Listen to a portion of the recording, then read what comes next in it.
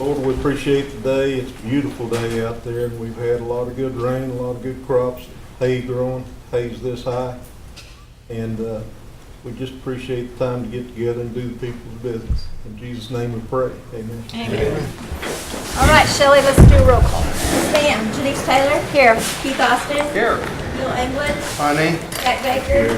Harley Buzzard. Here. Joe Bird. Honey. Sean Crittenden. Honey. Don Garvin. Frankie Hargis. Present. Wanda Hatfield. Rex Jordan. Here. Dick Lay. Here. Curtis Downs. David Thornton. Honey. Victoria Vasquez. David Walkenstick. Brian Warner. Honey. We do have a quorum. I would entertain a motion to approve the minutes of our regular session. Motion so made. Second. All those in favor? Jack, we did not have a quorum for the PAC meeting the last time, although it is listed to approve the minutes. Do we? There's still minutes saying we don't have Okay. a quorum.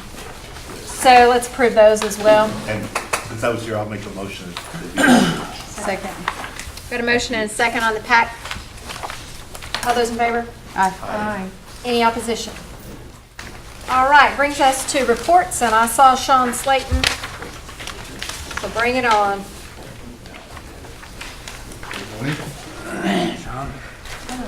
Report on April's financial activity. We had net income of 11.9 million. That was down slightly from what we had budgeted, and a little bit lower than the previous year. Compared to the previous year, last year was a home run for everybody and everything, and we're not on track for that, but we're tracking to hit budget a little higher. May ended up being another good month for us, and so financially we're doing good.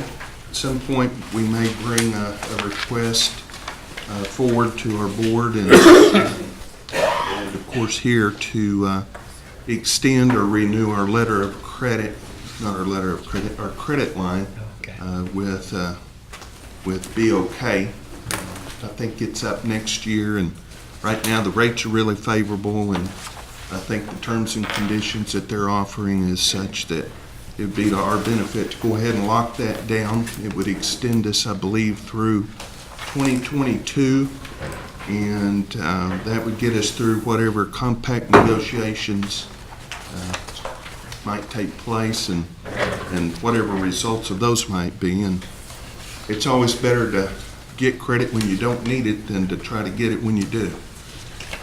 So anyway, that's coming forward.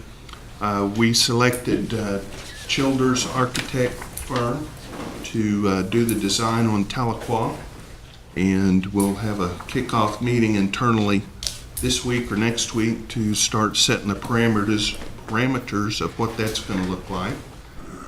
Donna Edmondson Architects, who designed Grove, are doing the design work for the sprung replacement, and as we progress on that, we'll let you know what that's going to be and what that looks like.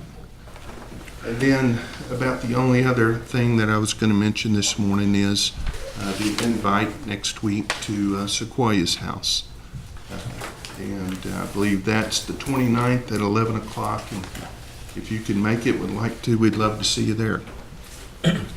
We did complete the sewer project that's been ongoing, seems like forever, with Claremore and WRD, and that brings us into compliance with the DEQ, and we're glad to get that behind us. And that's not only a good amenity for us, but it's also good for that community. I think one of the schools just east of there, west of there, hooked onto it, and a lot of the people up and down the line. So we're happy that it helped not only us, but the community as well. Be happy to answer any questions. Councilor Walkenstick. Hey, Sean, do all C&B employees get quarterly bonuses? No. Okay. The executive team doesn't. The salaried people do. The hourly people get quarterly bonuses. Okay. The CNI employees, they're C&B employees, but they work at CNI. And their question is how come they don't receive any of the quarterly bonuses, but they're C&B employees? Don't know. I'll talk to Could you look into HR and that see and what see? the issue is. Yeah. Because they're falling under the same benefit package, everything C&B does, which is a better package than CNI is. But they're saying, you know, everybody else gets bonuses, we're not.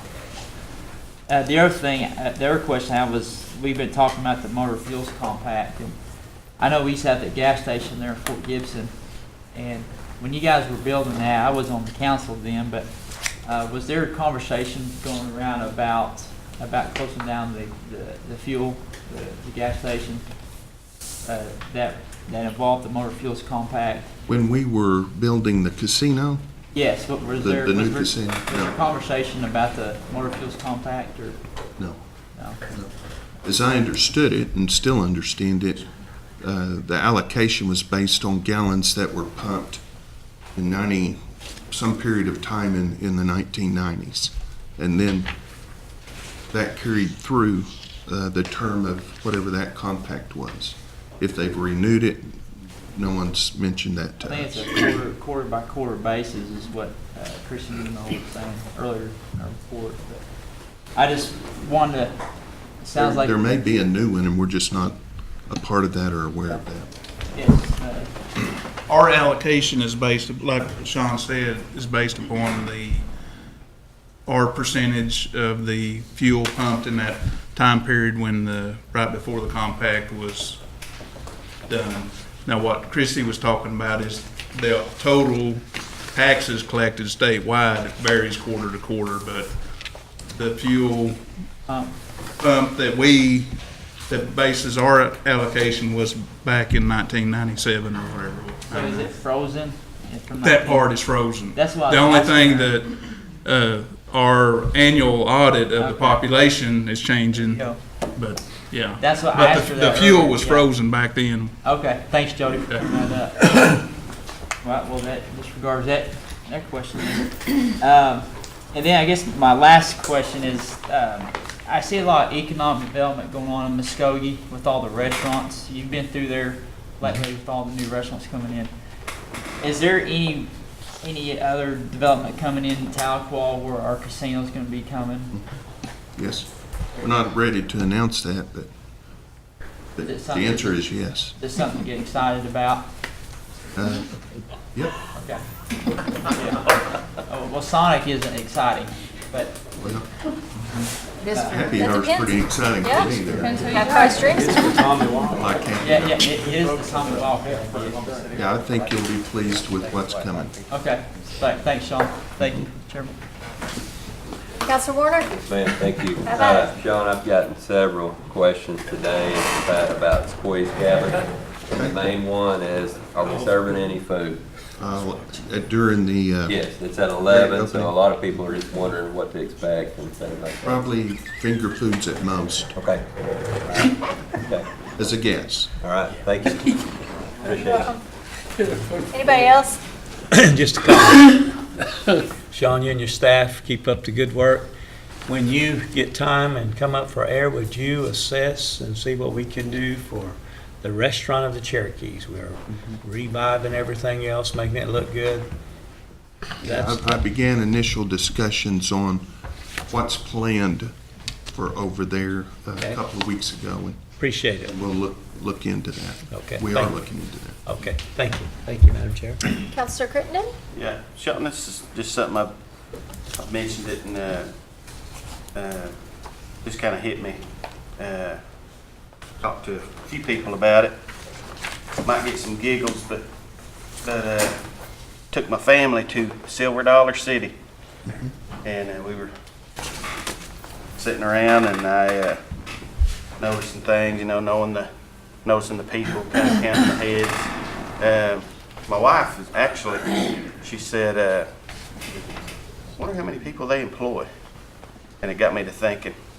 And like I said, maybe a fairy tale, and different ones have mentioned that it come up before. But but I was wondering, is that even a possibility? This amusement park type draw for this area? I mean, we target our adults that like to play Right. casino games and things. We target them. Some adults wouldn't step foot in there. So Right. we're missing that audience. And the kiddos, that's kind of my family. That's what drives us is, hey Dad, let's go to Branson, let's go to Six Flags, and I think we're missing that audience, the kids that, that Right. target area, but it just, I called a couple of people and talked to a friend of mine, and he's thought about that too. And I wouldn't care where it was, Telequal. I'm not trying to drum up business for Stillwell, but I can see something like that Sure. being profitable, plus employ a whole lot of people. And I was telling one of my friends there that, me and my folks couldn't just say, hey, let's have an amusement park, but we've got money to do something like that, and we all hope that our money generator hangs around from now on.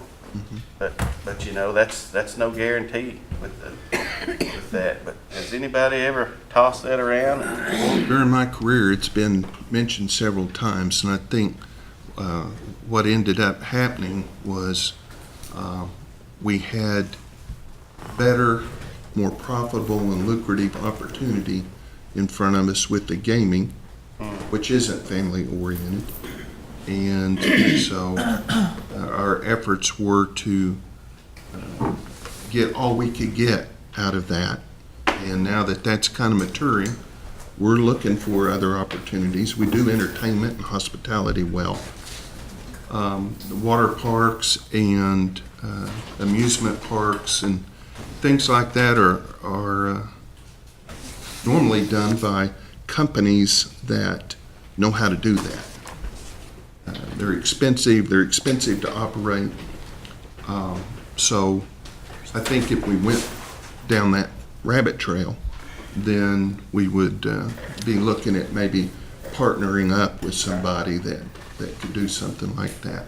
And it's not certainly anything off the table or way out there. Like I said, I've heard rumors over the 20 years I've been here that something was coming from somebody else, not us. But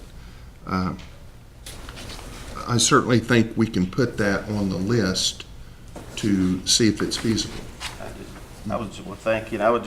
Yeah. That's something that a business like that could take from you. Right.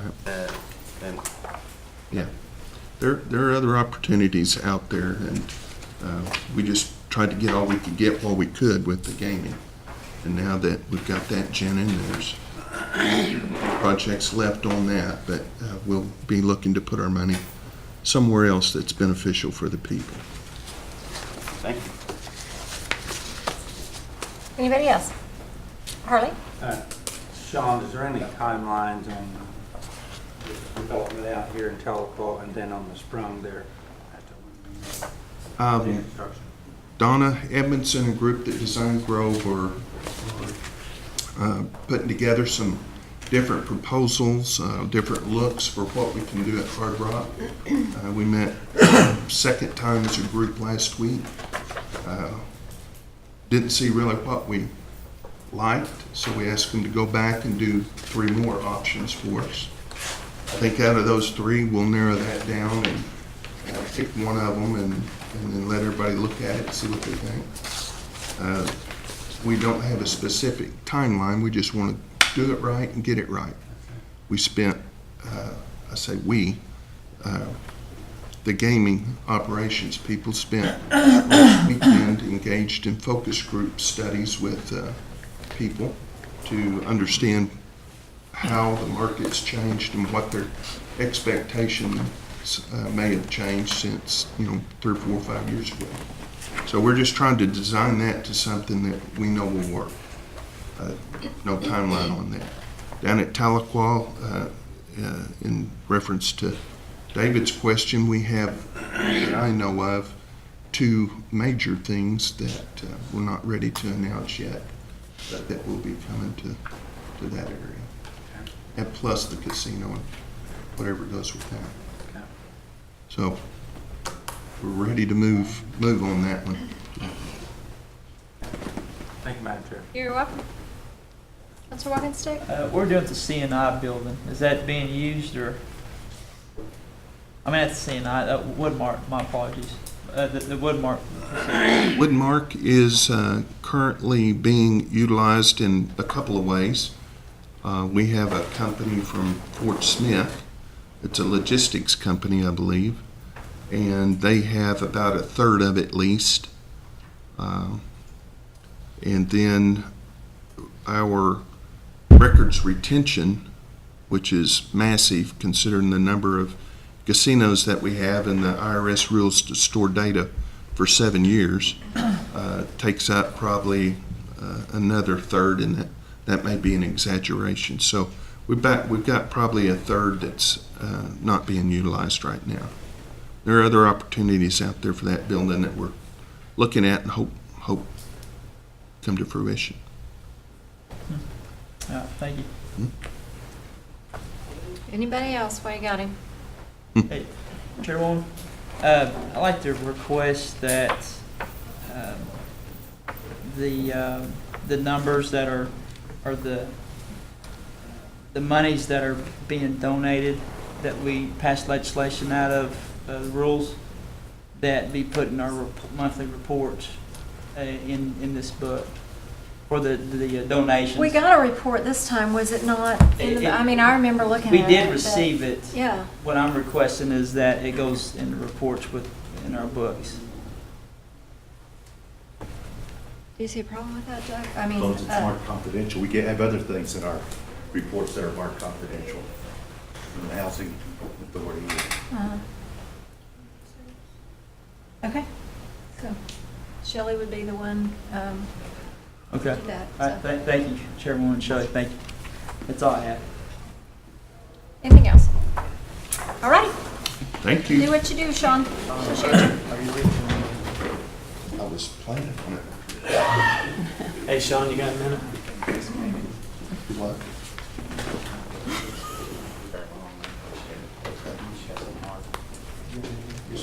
All right, Lacey, you're up. Sean's in demand. Good morning. Morning. Afternoon. Afternoon. Afternoon?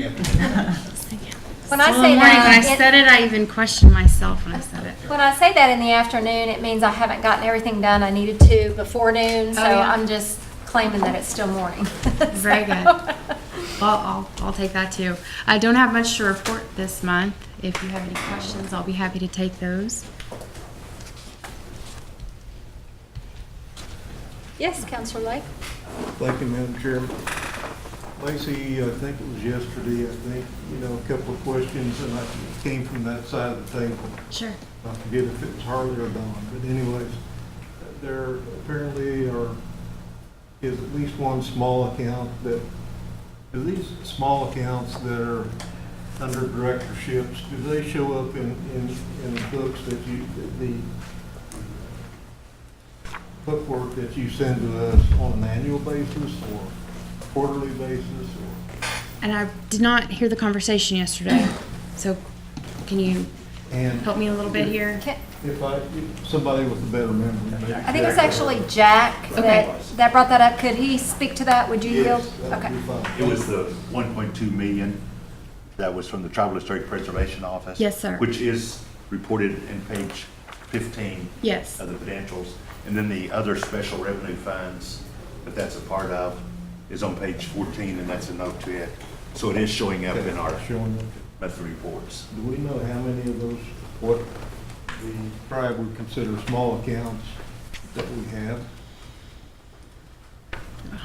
Nah, I'm thinking about the definition that you're using here of small accounts. Well, Meaning- to me, $1 million is a lot of money, but to the tribe, it would be considered small. Sure. And in this instance, so let me speak to this instance in particular.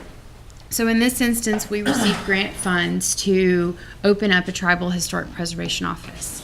And we have been operating this office underneath grant funding for a couple of years now, and as you may remember, Sheila Bird was the Historic Preservation Officer who was hired to start up and run this office, and she has since left.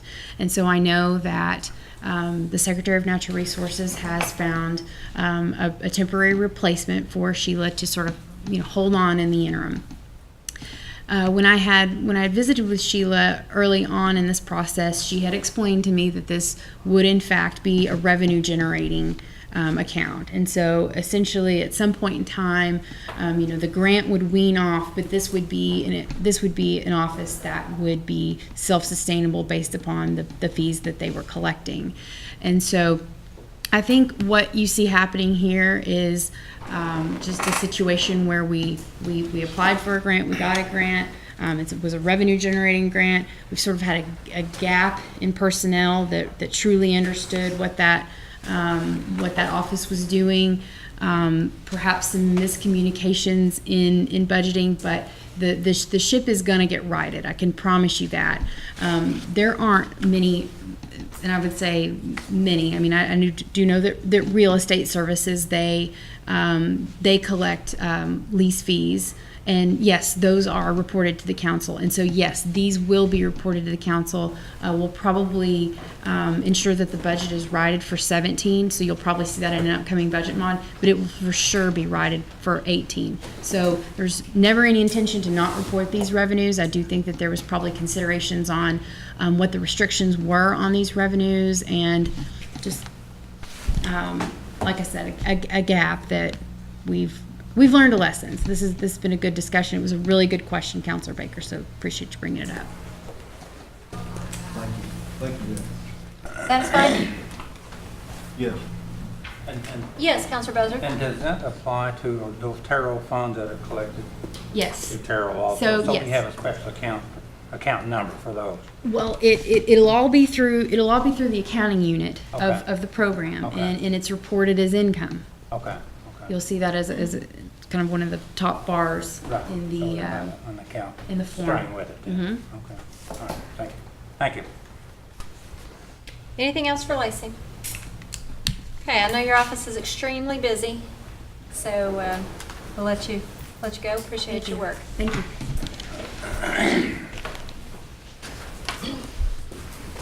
Diane's always ready. I thought I better work my way up here.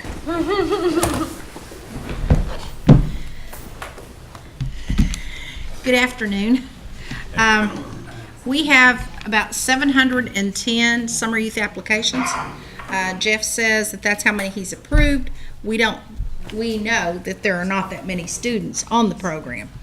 We approved them, and what happens is there's some kids that will say that they're going to band camp, they decided to do football camp or whatever, and they're involved in all these camps, and they've decided they don't want to do summer youth. So he's getting a head count, an accurate head count, and they will run through the end of July. Our interns are going to go to North Carolina. I think it's the second week. I think they go out on July the 7th, return on the 14th.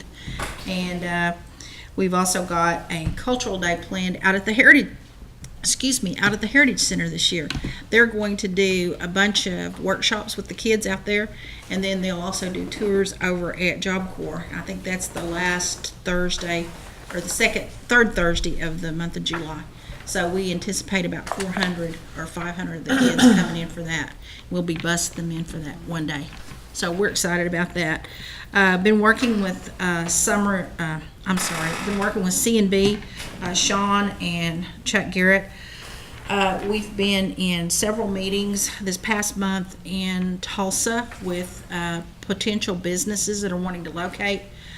Whenever you submit the written material, the second time they bring in consultants. Usually the second time that we meet with them, it might be one of the owners, it might be somebody that they've designated as a plant manager, and they've narrowed it down to Oklahoma and another state. Well, we've had 4 meetings with this one company, and it's administrative headquarters for a bunch of corporations. And it looks real practical that they're going to look at Tulsa. They looked at several buildings while they were on their 4th trip. good paying jobs, accounting, finance type jobs. We think that that one's going to happen. We know that there is a call center that's coming to the Tulsa area, and we have been involved with them. We've had teams go up to work with them on what we can actually bring to the table as far as our OJT program. And then there was another company, it was a boot camp company that's going to locate in Tulsa, and Chuck was on the conference call with them Friday, and we'll probably be meeting with them as well. So that's 3 businesses that we were able to work with in that area. We also met with the City of Wagner. We hosted the Economic Development Authority and the new plant that's going in over at the Preston Light Building. It's going to be a heating and air duct that you see, like these heating air ducts. They will be making those. It's across from Unarco, and they also have the railroad spur over there. So we met with the guy that's the plant manager, and he'll be flying in from Pennsylvania to get somebody identified locally, and then they'll be working with us as far as recruitment. It was a really good meeting, and we've had follow-up conversations with their economic development group. Got a call from the State Commerce Department, Christy Myers. We've been working with South Coffeyville. That is an India-owned company out of India, and they have a plant in Houston, and they actually are needing more people. They wanted to set up a meeting with all the workforce partners next Tuesday. Brenda Fitzgerald and Hunter and that group will be going up there to meet with them. This past week, Hunter and Brandy and Matt went up and met with the plant manager to identify some of the feedback that we've given them and the referrals. They basically told the plant the owner that they hadn't gotten the referrals. Well, one of the reasons they hadn't got the referrals is because we've been waiting for them to let us know, when are you going to start up, when are you going to have your open house, the whole 9 yards. So there's a lot of things that they didn't know they needed to do, so we're hopeful that after Tuesday's meeting, things will start moving up in that area. Councilwoman Vasquez hosted myself, Hunter, and Matt last week up in Bonita, and dialogue with the mayor there, and Matt and Hunter are going back up to meet with High Pro. Then they'll also be meeting with the hospital up there. So we're looking to do a job fair up in that area here in the next few weeks. They are in Pomona today. They'll be in Stillwell tomorrow, and we've got a lot of things going on over in Muskogee. I heard somebody bring up Muskogee while ago. I don't know who it was. But Marie Sinar is the new Port Authority and Executive Director for Muskogee Development Corporation. And I've had 2 job developers that's been working with Marie over in the Muskogee area. And we are going to be looking at having somebody working over there a lot closer as after summer youth. So as far as economic development, we are on top of what's going on over in Muskogee, and we are working over there in Muskogee and in Wagner. The other thing is Johnny Arp contacted me, let me see, I think it was Friday, and wanted to make sure that we were working with Farah and Orizon there in Grove on the F-35, and I told him that we had been in contact with them, so we were working with that. There is another business that's looking to locate there in Jay, and he wanted to make sure that we knew about that. So I've got Vicki and Matt working up there, and Matt's working full-time in Delaware County, so he's housed there. So we've got everybody spread out, and I've got everybody working in all different directions. I put someone in Tulsa full-time to work with Larry Daugherty. So if there are certain areas that you hear about, or if we can make some contacts, or of something, let us know. But my staff are out and about. They're out in the field just about 3 to 4 days a week and meeting with different businesses. And then I've got a team that works on the job fairs, and we're also working very closely with Sean and Chuck on a lot of projects. Y'all have any questions? Diane, I brought up the new clinic building up here at Hastings Hospital yesterday, and I was asking about Cooper Flintco, and I was under the impression that Cooper was part of that, but I think he did a pretty good job of explaining how that worked. So do I understand it now that Cooper is up there as a middleman between the Cherokee Nation and us, and then John Overacker is working with him On the apprenticeship, to develop the apprenticeship program. correct. Okay, right. But Brian has been involved in all of the dialogue and all the discussions that they've had. WC has been working with the construction. They have meetings regularly. Barney has been right there at the table, and he works with Brian on a lot of stuff. And Brian's at the table. He's the one that's working with us to identify those businesses that are going to work with us on the apprenticeship. Well, I had the wrong misinterpretation about the whole thing. That's the reason I brought it up. The other thing, I just asked about the tariff funds, and basically explained that they were line item out in your budget when that's going to come through Yes. here in August. So. Yes.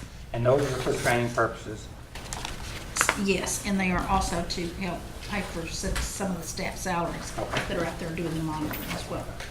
I hope I answered most of your all's questions. I know there were several of you all that had questions yesterday, and I responded to you all by email. So hopefully, I know there's 3 or 4 of you all that I visited with. You're welcome.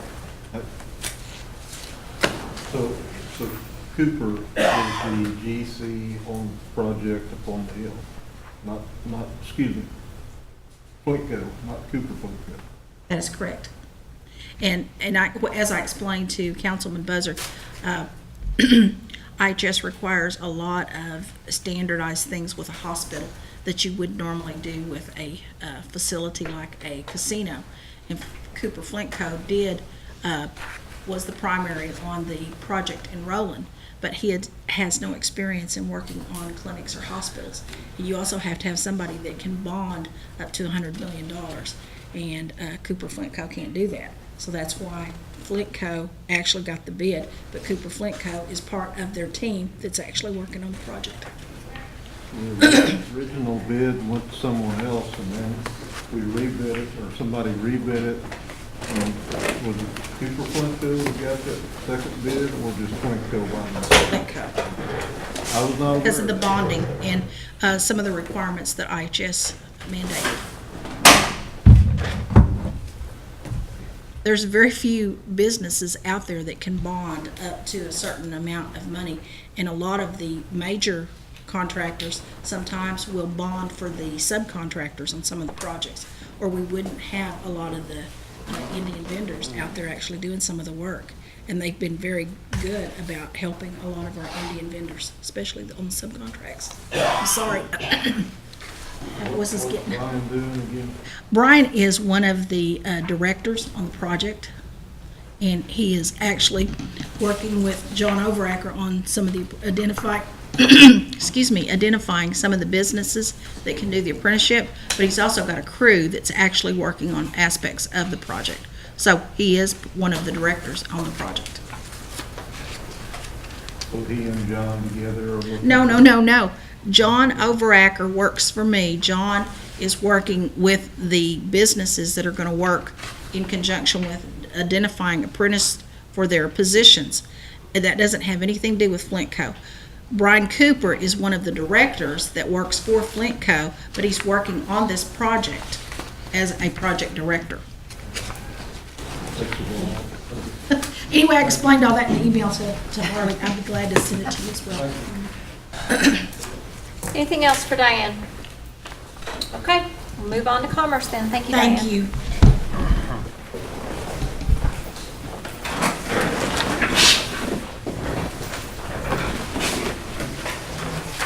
Take care of your questions. Good afternoon.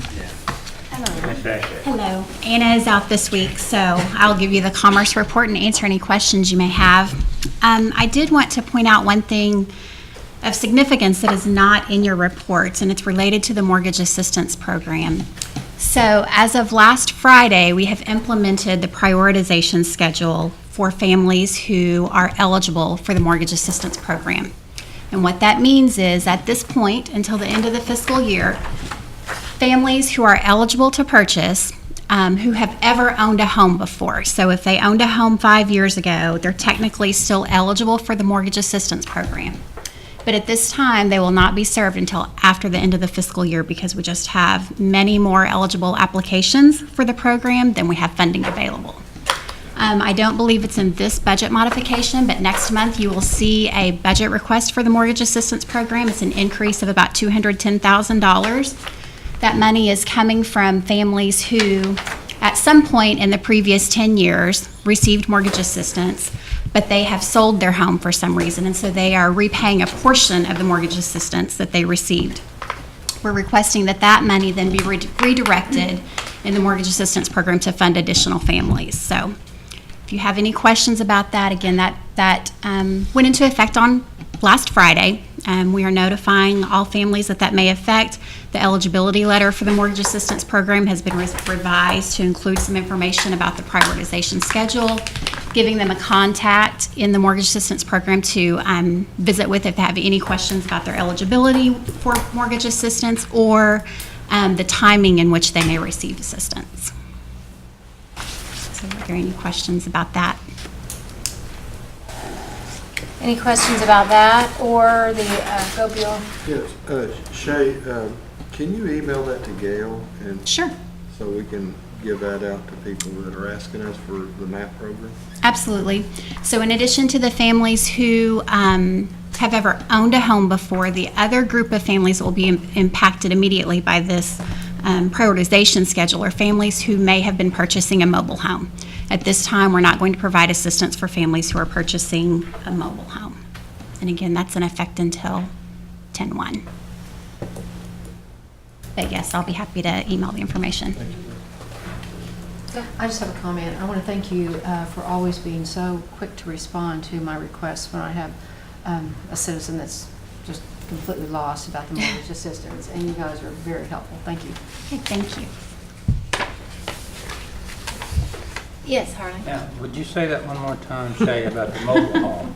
Yes. So families who are eligible for the mortgage assistance program, if they've never owned a home before, we allow them, if they've never owned a mobile home before, I'm sorry, I'm making this a little confusing. If they've never owned a mobile home before, we do typically allow a family to purchase a mobile home with mortgage assistance funds. Understood. Okay. So at this time, that's not going to happen. At this time, the only homes that would be purchased would be traditional stick-built homes. Is that a directive that came down to you guys? That's in our policy. There's a prioritization schedule in the mortgage assistance You said- program policy. Is that tribal policy or you just? Yes. It is tribal policy? Yes, it is. Are you going to send that to Gail to the policy? I can, Okay, absolutely. yeah, I'd like to see those things. Sure. Thank you. Let me just ask you this question. I had a constituent call this to my attention. I've talked to Gary about it, and he'd never heard of it either. But they're purchasing a home outside the 14 counties, but they were told that there is a $1,000 down payment that they could possibly receive. It's not through us, but I don't know if it has something to do with a Section 184 loan. Have you ever heard of anything like that? And where might I find more information about that? I have not heard anything about a $1,000 down payment assistance program. I can tell you it would not be through the 184 program. Okay. REI does offer a down payment assistance program. I believe it's more than $1,000, so they may be referring to something REI offers. Okay. I can do a little bit of research and see if I can figure out what they may be talking about, but I have not ever heard of that. Okay. Well, I talked to them at the Housing Authority, and they didn't know anything about it, and Yes. the people I was talking to, and of course, we never get firsthand information, so it was the mother of the person applying. And so I was just trying to figure out, usually there's something there somewhere. Right. So I was just trying to figure that out, so I'm asking everybody. Might be REI, but I'll see what I can Okay. find for you. All right, thank you. Anything else for Shay? Okay. Thanks you. for being here today. So that brings us down to our consent items, and there is a tarot list in your book. I make a motion for its approval. Is it accurate? Okay, so I've got a motion and a second to approve the tarot list. All those in favor? Any opposition on that? Brings us down to community assistance. You were given a new list, I believe. No, you weren't. Oh, okay. I've been making notes on the back.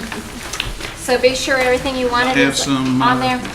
You have One some that change and some additions to make, so, on Sequoia High School, it was split between Counselor Byrd and Walking Stick. That's gonna be reduced to $200.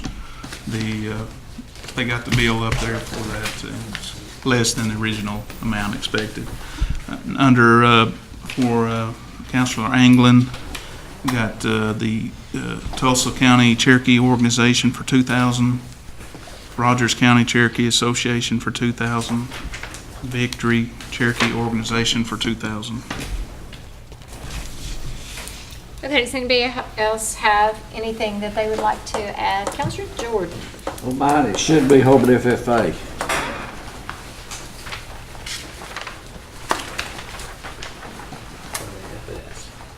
What's that, Rex? It should be Hobart FFA instead of Hobart School. Should it be Hobart FFA?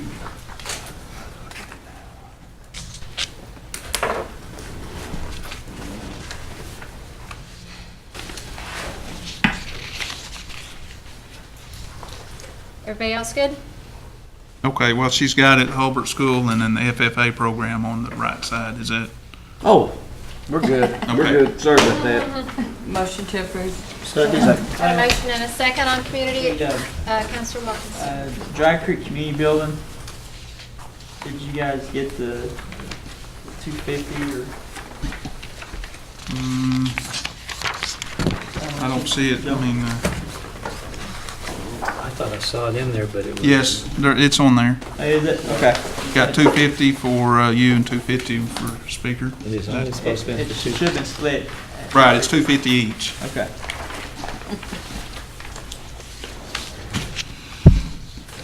That's all, sorry. Okay, excuse me? Okay, we've had a motion and a second. All those in favor? Aye. Any opposition? Okay, that carries.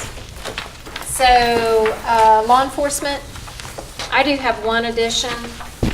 Salina Police Department for $1,000, please.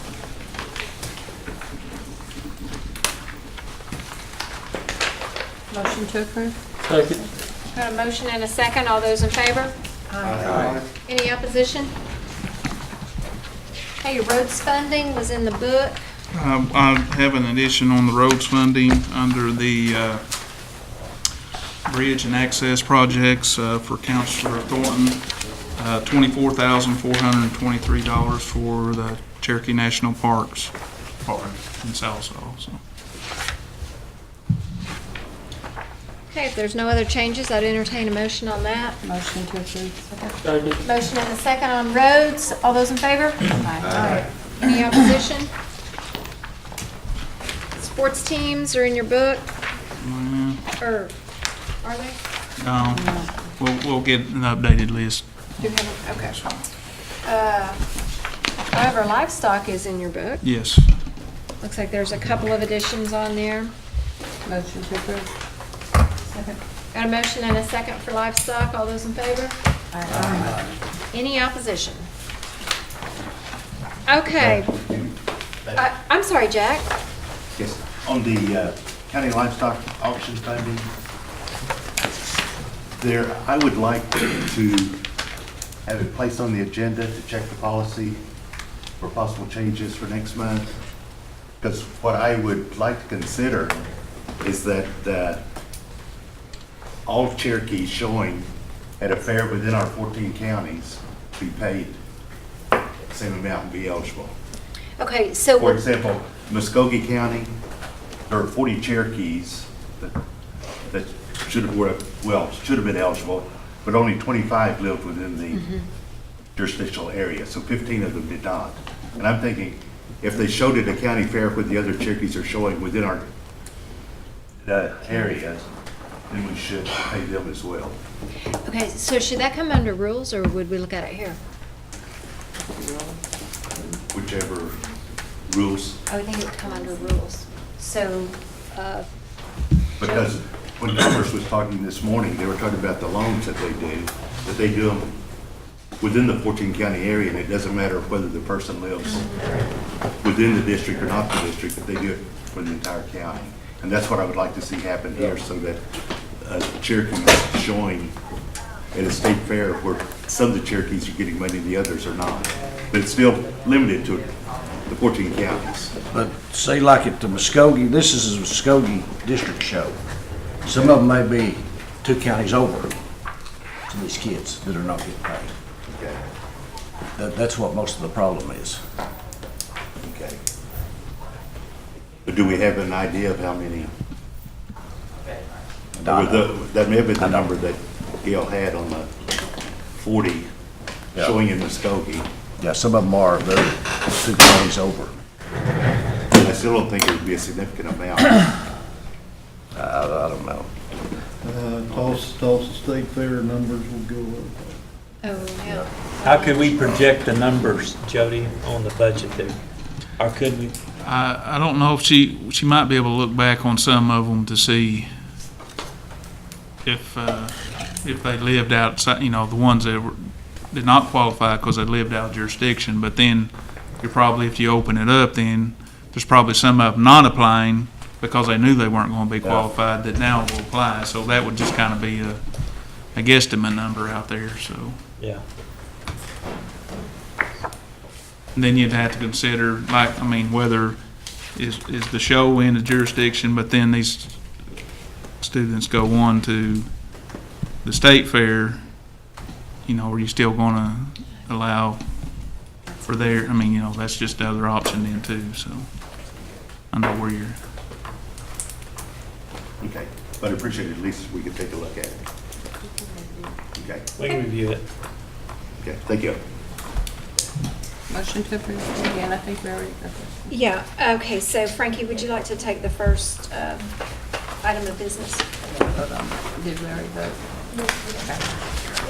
This is a resolution authorizing Cherokee Nation Security Department to donate equipment to the Stillwell Police Department in Adair County. I move for its approval. Got a motion and a second. All those in favor? Aye. Any opposition? Keith, would you take the budget mod, please? Is that the one that was handed out here? Yes. Mod 9A? I will mention I just handed out the revised actual act and one of the pages behind it, because since we added to last night's budget, the actual total budget changed, but all the budgets for today are the same as what was in the original 9, so it's just the grand total that changed, not the approval total. This is an act amending legislative act 23-16, authorizing the comprehensive operating budget for fiscal year 2017, Mod 9A, and declaring an emergency. And I move for its approval. Second. Okay, I got a motion and a second. Counselor Fielding? Yeah. Jody, when was the Nahasta money gonna get transferred to Marshall? Is that some of this stuff? It'll usually, once the act is signed and stuff, and they get it posted through the finance office, it'll probably be later this week, but All right. it usually takes, 3 or 4 days time the act gets signed and they get it posted, so. Okay. Thank you. Thank you. Counselor Breslin, did you have something down there? Yeah, I was just wanting Jody to go over these transfers. Over the budgets. Yeah. There's 13 budgets this month. Number 1 is cultural resources. It's under the general fund. Modification requesting an increase in expenditure authorization of $15,359 for the purchase of the bikes, and the funding for that was provided by CNB. Item 2, concurrent enrollment. It's under general fund. It's requesting an expenditure authorization of $258,000 for the fall 2017 semester, and that's incorporated in the new policy and just general increases. The new expenditure totals $545,000, and the funding was taken out of our reserves. Item 3, Secretary of State, under general fund. It's modification requesting an increase in expenditure authorization of $7,500 for the One Big Family program during the Cherokee Nation holiday. Can you tell, you know what that is?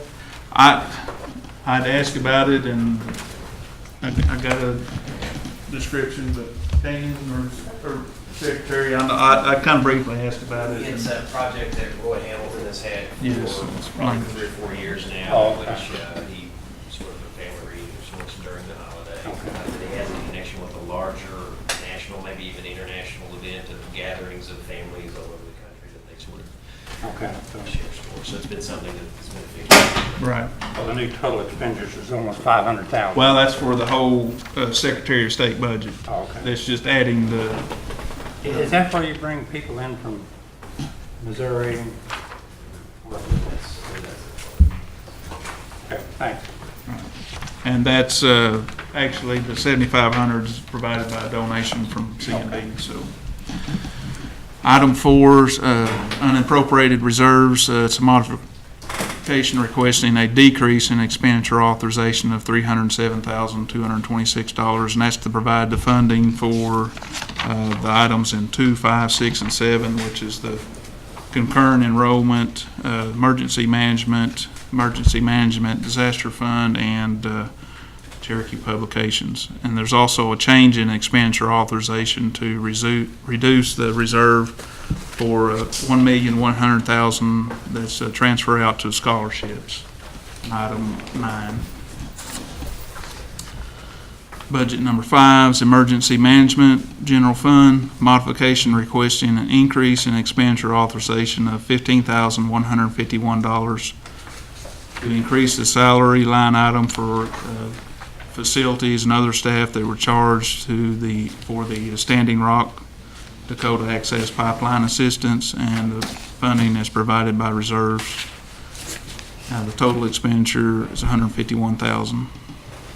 Item 6, emergency management disaster fund, modification requesting an increase in expenditure authorization of $17,410 for supplies related to the Standing Rock Dakota Access Pipeline Assistance and to ensure funds for local disasters for the remainder of the fiscal year. The funding is provided by reserves. The new expenditure total is $17,410. Well, that's not correct. I know that's not, because that's what the change is. Find my own typo, that's pretty good. So. Item 7, Cherokee Nation Publications General Fund. It's modification requesting an increase in expenditure authorization of $16,665 to ensure printing, processing, mailing of the monthly Cherokee Phoenix newspaper for the remaining of the fiscal year. The funding is provided by reserves from item 4. The new expenditure total is $609,717. I noted that Cherokee Publications took a significant cut at the beginning of the fiscal year, and this new total is still less than the actuals for the previous 2 fiscal years. And this budget is 55%, approximately 55% of their total budget, and the other 45% is in the indirect cost pool, which is down in item 11. Number 8, land development under general fund. Modification requesting an increase in expenditure authorization of $13,122 for grounds maintenance. Funding is provided by additional other income already received. The new expenditure total is $1,173,000, with net expenditure total remaining at $497,000.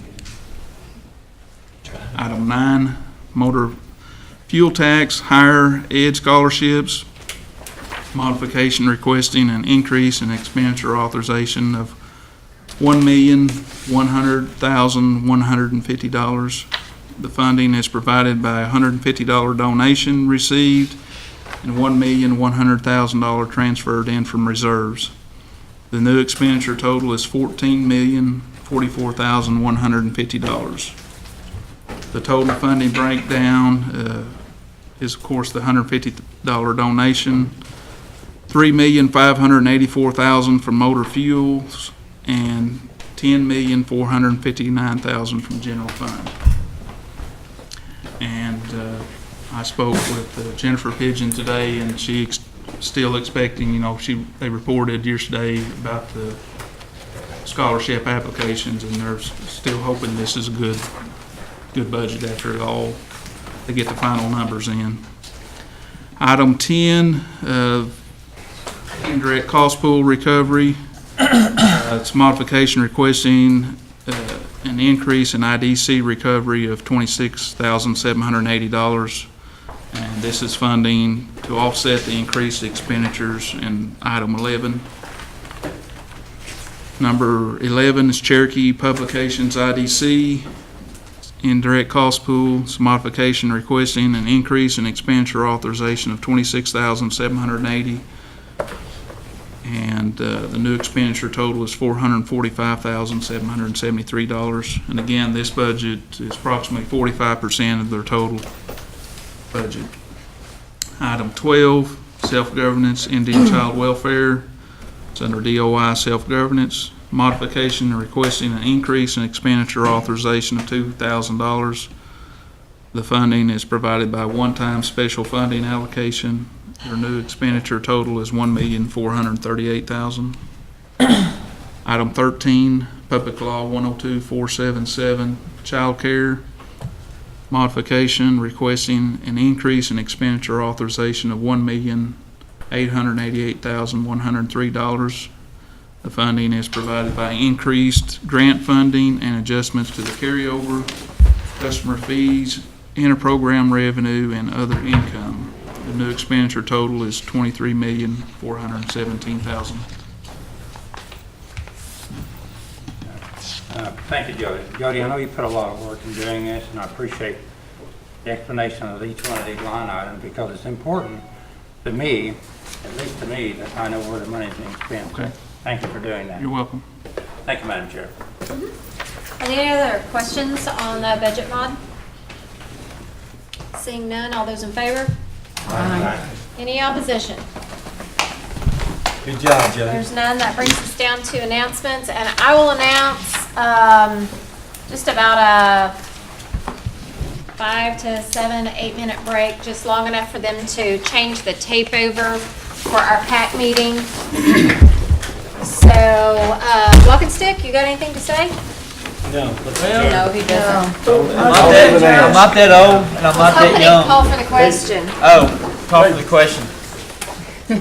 We're adjourned. We're adjourned.